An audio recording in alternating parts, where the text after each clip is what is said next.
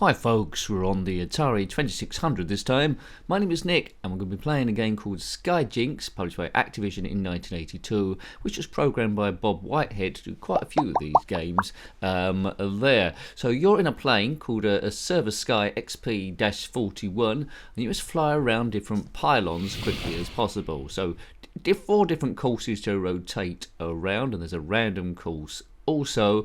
So I'm not sure there's too much to this, but we'll play from the standpoint of our first or second go. Now, if you had this back in the day, let me know. All we need to do is fly around pylons, blue and red ones. So we need to go around the right-hand side of the red ones and the left-hand side of the blue ones.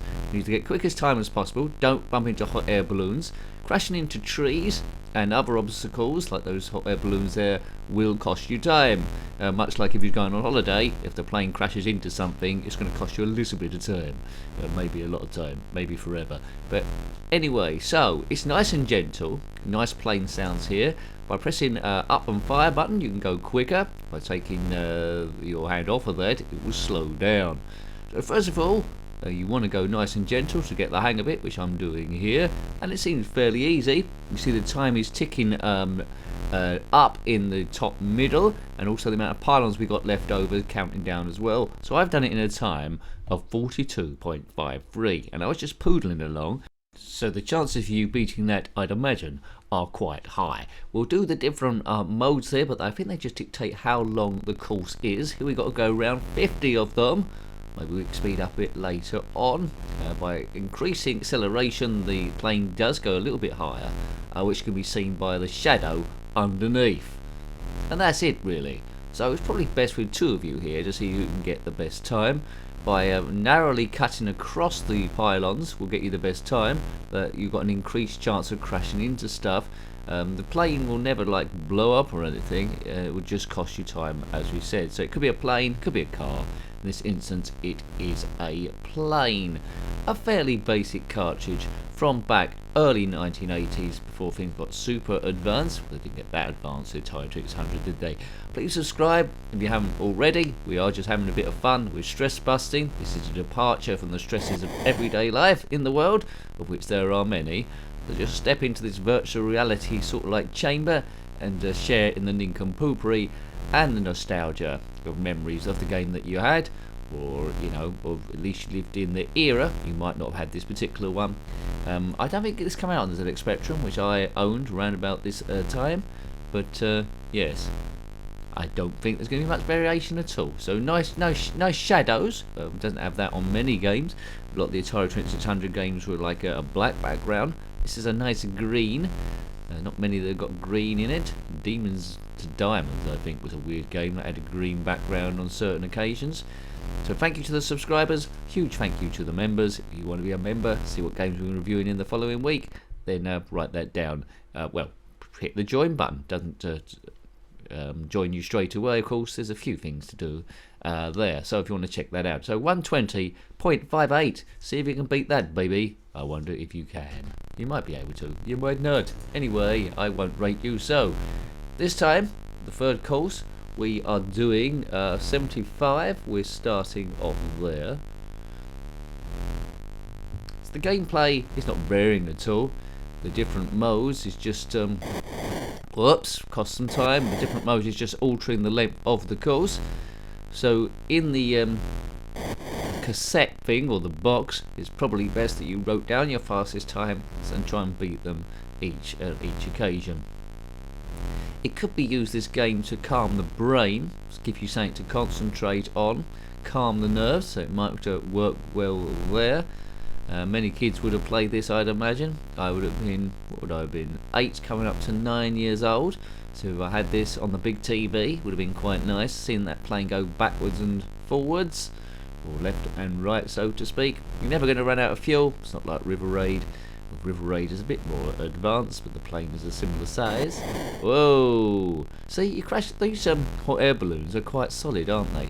If you are in a hot air balloon that's quite solid, then comment in the comment section below. I always used to think they was made filled up with helium or hydrogen, or one of the two. I used to know someone that worked in a helium factory. They spoke very highly of me. Hooray! Did it, boo! These are the jokes, folks. These are the jokes. So write down the times that I'm getting, and then come back. If you're playing through emulation or the real machine, come back and let me know if you beat it.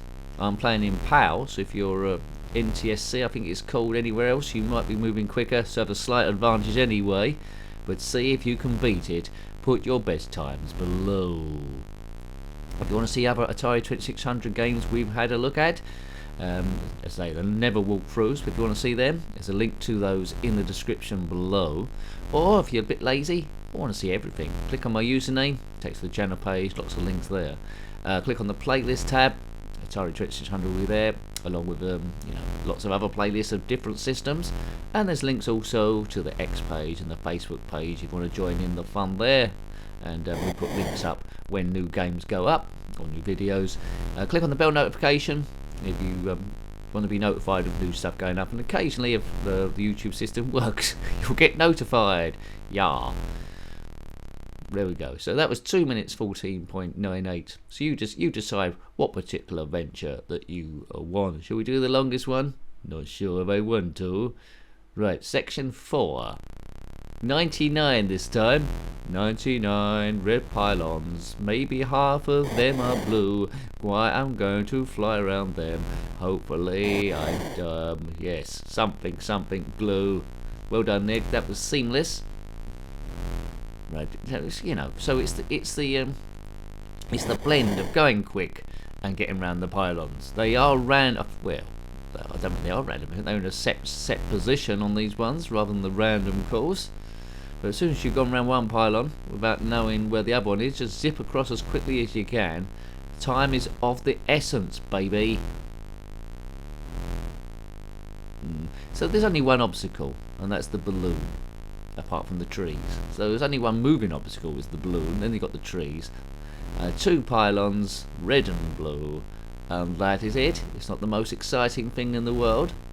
I want to see a balloon game. Try out that Phileas Fogg game that I reviewed on ZX Spectrum quite some time ago. His name I can't remember. It's like Balloon Adventures. Well done, Nicky. It scrolls okay for 1982. The sound is okay for 1982. It's aged terribly. One could say you could use the game to calm the mind, which I mentioned. Beyond that, it's not really a great deal here. You're not going to get to modern DLCs to change the colour of the plane, or different skins, or any of that sort of stuff. You can't shoot anything. That would have been nice, a minigame where you can shoot stuff every now and again, but maybe that would have been pushing the system a bit too much. So it's a plane going around 2 pylons. That's it. That's the whole premise of the game, and Bob Whitehead has programmed it quite well. But aren't always the best games the most simple games? Enduro, you could argue. My favourite race game on the Atari 2600 was just the same cars each time, and well, they did have different day cycles, didn't they? He was going through the night, the day, sunset, an ice bit, or fog. That was pretty good.